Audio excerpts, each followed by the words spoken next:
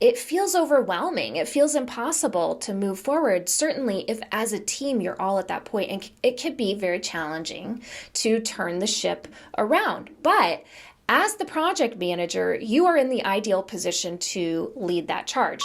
Hello and welcome to my channel. My name is Kayla, and this is where we talk all about project management.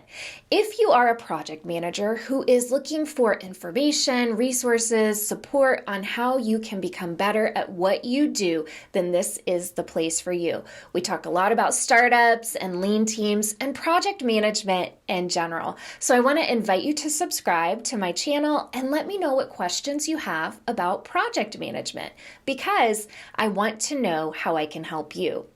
Okay, on to today's topic. Today's topic is for all of you project managers out there who are feeling a little stressed out, overwhelmed, frustrated maybe, that your projects are not progressing as you planned. They're not progressing as you want them to. Maybe you feel like you have a bunch of blockers and you just can't seem to navigate your way around them.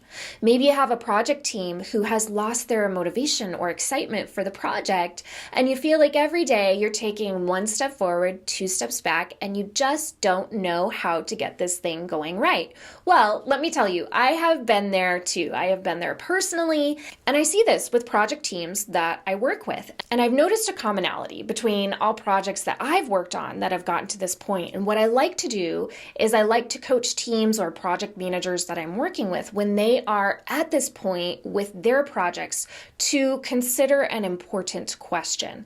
And that question is, have my conversations and communication with my team, have they become more problem focused or solution focused? And 9 times out of 10, they're like, oh my gosh, yeah, we are focusing on the problem way more than we need to be, way more than focusing on the solution. And I don't know how it got to this point. Usually this is something that's like a collective thing. Somehow the team has collectively gotten to the point where they are focusing on problems and issues. And when you do that, it feels overwhelming. It feels impossible to move forward. Certainly if as a team you're all at that point, and it can be very challenging to turn the ship around. But as the project manager, you are in the ideal position to lead that charge. Certainly, if you are facilitating meetings, leading meetings, you are the person who can really make the biggest impact here. So what I want to suggest that you do is I want you to start leading your meetings a little differently. And I talk a bit about this in a video that I previously produced called Mastering the Art of Meetings.